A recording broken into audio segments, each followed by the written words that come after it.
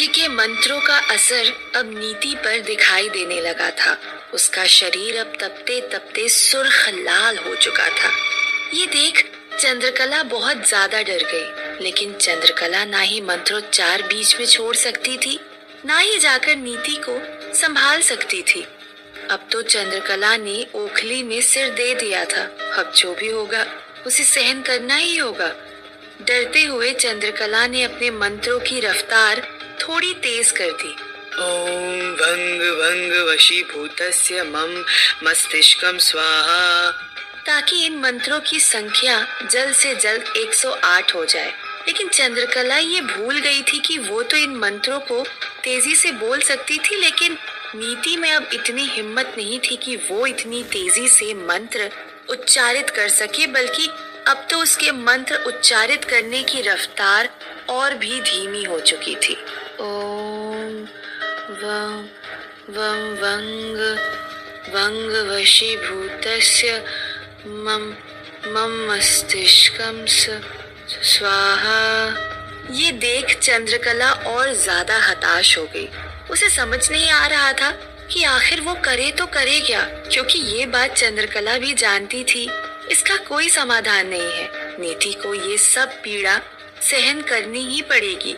इसीलिए जो हो रहा था उसे स्वीकार करने के अलावा चंद्रकला के पास कोई रास्ता नहीं था। यही सोचकर चंद्रकला ने मंत्र का जाप जारी रखा, लेकिन चंद्रकला को इस बात का अंदेशा नहीं था कि आगे आगे जो नीति के साथ होने वाला है वो इससे भी भयावह होगा। वहीं दूसरी तरफ पूजा के बेहोश हो जाने के बाद उसे पूरी तरह तैयार किया गया। लाल रंग का जोड़ा पहनाया गया, लाल रंग की चूड़ियां और लाल रंग की उपटन उसके हाथों और पैरों पर मल दी गई। पूजा एक छोटी सी नई नवेली दुल्हन लग रही थी। पूजा को एक गोलाकार घेरे के अंदर बिठाया गया था। उसके मुंह के कपड़ा ठूंसा गया और चेहरा किसी नकाब से ढक दिया गया था। पूजा को इस तरह सजाकर तैयार करने का राज यामिनी समझ नहीं पाई थी।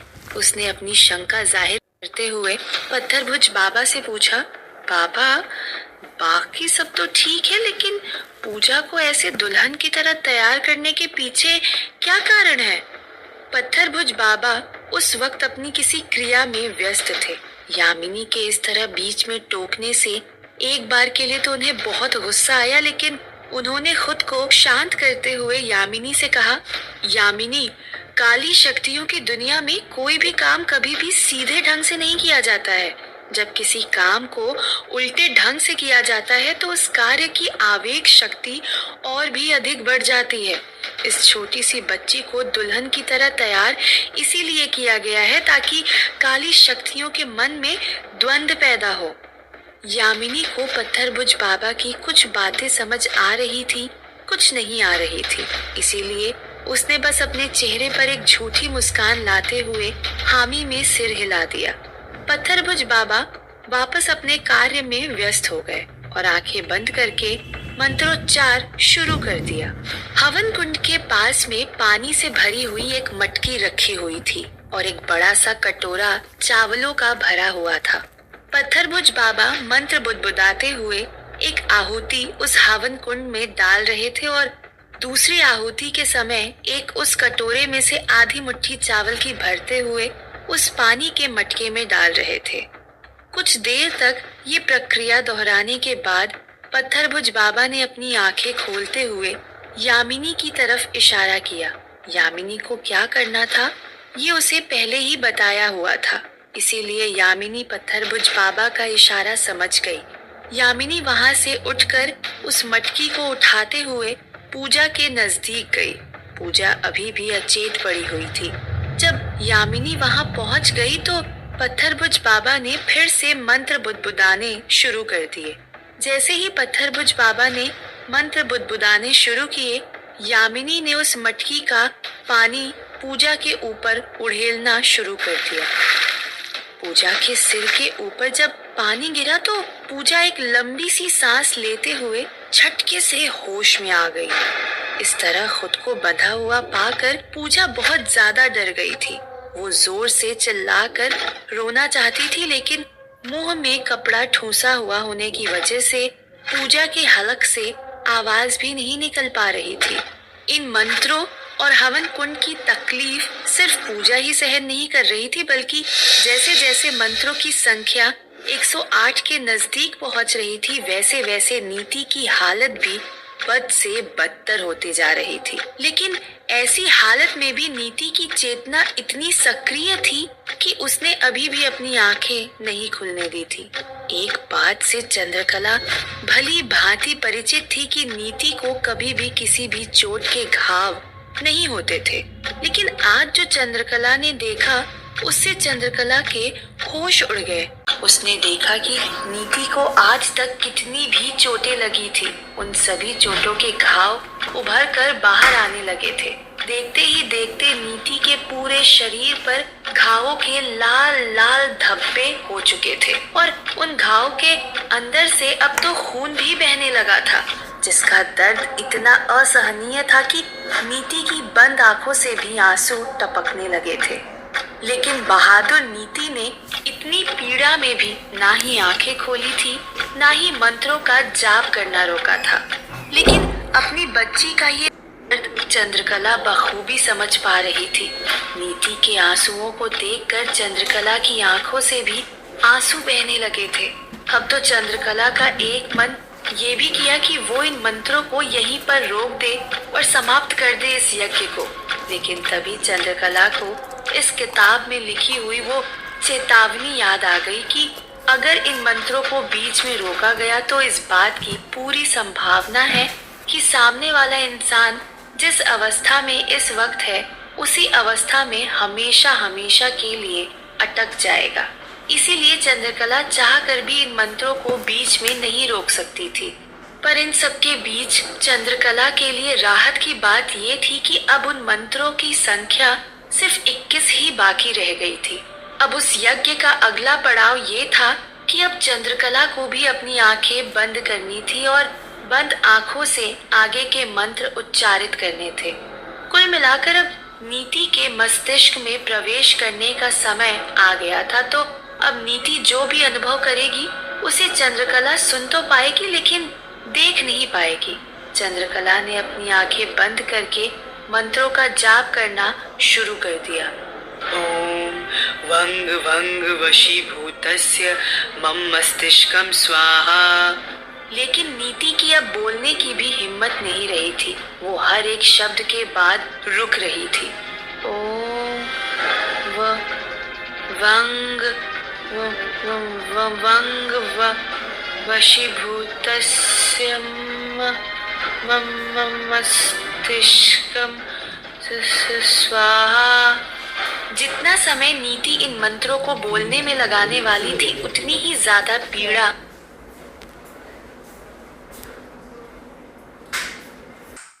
नीति को सहन करनी पड़ेगी। वही जब से चंद्रकला ने आंखें बंद करके मंत्रों का जाप करना शुरू किया था, तब से ही नीति के दिमाग में प्रवेश करने की प्रक्रिया भी शुरू हो गई थी। चूंकि नीति के अंदर अच्छी और बुरी शक्तियां यानी दैवीय और काली शक्तियां दोनों ही मौजूद थी, वही चंद्रकला पूर्ण रूप से एक पवित्र आत्मा थी। उसके अंदर बुरी शक्ति का कोई अंश भी नहीं था। इसीलिए जैसे ही चंद्रकला की रूह का कुछ अंश नीति के मस्तिष्क में प्रवेश करने को हुआ, वैसे ही नीति के अंदर की काली शक्तियां इसके लिए विरोध करने लगी। नीति के अंदर की काली शक्तियां अब धीरे धीरे जागने लगी थी, जिसका परिणाम ये हुआ कि अब मंत्र का जाप करते करते नीति की आवाज बहुत ही भयावह और डरावनी हो गई। पहले जहां उन मंत्रों के जाप करने में उसे तकलीफ हो रही थी, अब उन्हीं मंत्रों के जाप से वो क्रोधित हो रही थी और अपनी डरावनी आवाज में ही मंत्रों का जाप कर रही थी। ओम वंग वंग वशीभूतस्य मम मस्तिष्कम स्वाहा। नीति के मुंह से ऐसी भयावह आवाज सुनकर चंद्रकला के रोंगटे खड़े हो गए। आज तक चंद्रकला ने सिर्फ काले सायों के मुंह से ऐसी आवाजें सुनी थी। आज अपनी ही बेटी के मुंह से ऐसी आवाजें सुनकर चंद्रकला को बहुत ज्यादा दुख हो रहा था। 100 से लेकर 108 तक के सभी जाप नीति ने इसी तरह किए। 108 जाप होने तक तो नीति के अंदर की काली शक्तियों ने चंद्रकला को अपने मस्तिष्क में प्रवेश नहीं करने दिया। लेकिन जैसे ही इन मंत्रों के जाप की संख्या 108 हुई, उसके बाद वो काली शक्तियां भी चंद्रकला को अंदर प्रवेश करने से नहीं रोक पाई। जैसे ही चंद्रकला की रूह के कुछ अंश नीति के मस्तिष्क में प्रवेश हुए, नीति को एक जोर का झटका महसूस हुआ और नीति ने बहुत जोर से एक डरावनी दहाड़ लगाई। ये दहाड़ इतनी ज्यादा तेज थी कि चंद्रकला के घर के आसपास के जंगलों तक इसकी आवाज गूंज गई थी और जोरों की आंधी चलने लगी थी, जिसे सुनकर जंगली जानवर और कुत्ते भी जोर जोर से भौंकने लगे थे। यहाँ तक कि इस आवाज को सुनकर एक बार के लिए चंद्रकला खुद भी डर गई थी।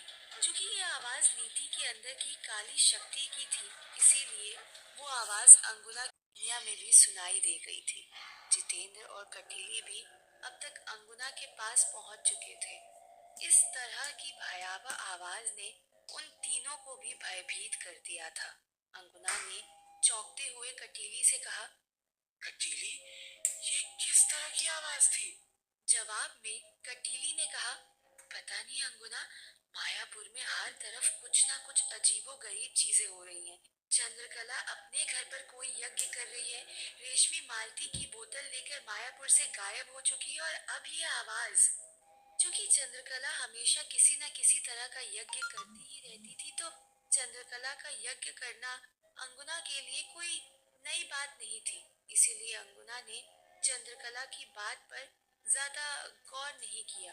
लेकिन रेशमी का गायब होना अंगुना के लिए थोड़ा अचंभित करने जैसा था। उसने कटीली से पूछा, क्या कहा कटीली? रेशमी मायापुर से गायब है? इससे पहले कि कटीली कुछ जवाब देती, जितेंद्र बीच में ही बोल पड़ा, हाँ अंगुना, हम तो उस बोतल को हासिल करने गए थे, लेकिन बोतल छोड़कर हमें तो रेशमी भी कहीं नहीं मिली। जितेंद्र की बात सुनकर अंगुना ने रेशमी को और इस आवाज को एक साथ जोड़ दिया था। अंगुना ने अपने हिसाब से तारों को जोड़ते हुए कहा, कटीली, मुझे लगता है कि हमें जो अभी आवाज सुनाई दी थी, वो आवाज किसी और की नहीं बल्कि रेशमी की ही है। ये सुन कटीली और जितेंद्र दोनों ही चौंक गए। कटीली ने अंगुना से कहा, रेशमी की? लेकिन रेशमी की कैसे हो सकती है अंगुना? ये दहाड़ तो किसी काली शक्ति की थी और रेशमी काली शक्ति कैसे हो सकती है? अंगुना ने अपनी बात रखते हुए कहा, हो सकती है कटीली, बिल्कुल हो सकती है। तुमने ही कहा था ना कि रेशमी उस कावेरी की बेटी है, लेकिन ये सिर्फ आधा सच है। पूरा सच ये है कि वो सिर्फ कावेरी की ही नहीं, बल्कि पत्थरबुज बाबा और कावेरी दोनों की बेटी है। जितेंद्र कावेरी के बारे में कुछ भी नहीं जानता था, तो उसके लिए तो ये सब बातें काला अक्षर भैंस बराबर थी। लेकिन कटीली को अंगुना की बातों पर विश्वास नहीं हो रहा था। उसने अपना अविश्वास रखते हुए कहा, पर ये कैसे संभव है अंगुना? प्रयोग सफल होने से पहले ही तो तुम वहां पहुंच गई थी। जवाब देते हुए अंगुना ने कहा, नहीं कटीली, जब मैं पहुंची तो प्रयोग सफल हो चुका था। यहाँ नाभि समावेश विद्या की शक्तियों की रोशनी भी बन चुकी थी। लेकिन मुझे ये लगा था कि वो शक्तियां भस्म हो गई थी, पर शक्तियां भस्म नहीं हुई थी, बल्कि वो सारी की सारी शक्तियां कावेरी की नाभि में प्रवेश कर गई थी और कावेरी की नाभि से रेशमी को वो सब शक्तियां मिल गई थी। इसका मतलब कि नाभि समावेश विद्या की सारी शक्तियां इस वक्त रेशमी के अंदर है। ये सब तार जोड़ते जोड़ते अंगुना के चेहरे पर एक चमक आ गई। उसने अपनी बात जारी रखते हुए कहा, कटीली, नाभि समावेश विद्या की शक्तियां बहुत अद्भुत होती हैं। यही कारण था कि उस दिन मुझे रेशमी को देखकर भी मुझे वैसा ही आभास हुआ था जैसा कावेरी को देखकर हुआ था। क्योंकि कावेरी की तरह रेशमी भी मुझे और मेरी बेटियों को मुक्त कर सकती है। मुझे किसी भी परिस्थिति में रेशमी चाहिए कटीली, किसी भी परिस्थिति में। ये सोचते हुए अंगुना के चेहरे पर एक बड़ी सी मुस्कान आ गई थी। उसे लगने लगा था कि अब वो मालती और रेशमी दोनों की शक्तियों को मिलाकर वो अपनी बेटियों को श्राप से मुक्त कर ही लेगी। भले ही अंगुना ने उस दहाड़ को रेशमी की आवाज समझकर गलती की थी, लेकिन इस गलती में भी उसका फायदा ही छुपा हुआ था, क्योंकि इसके बाद उसने रेशमी को लेकर जो भी तार जोड़े वो बिल्कुल सटीक थे। और कहीं ना कहीं ये बात चंद्रकला और नीति के लिहाज से भी अच्छी ही थी कि अंगुना ने उस आवाज को रेशमी की आवाज समझा। क्योंकि अगर अंगुना को ये पता चल जाता कि वो आवाज नीति की है, तो उसे ये भी पता चल जाता कि नीति के अंदर भी काली शक्तियां हैं। फिर अंगुना नीति की शक्तियों का इस्तेमाल भी करती और उसे हमेशा हमेशा काली दुनिया में ले जाती।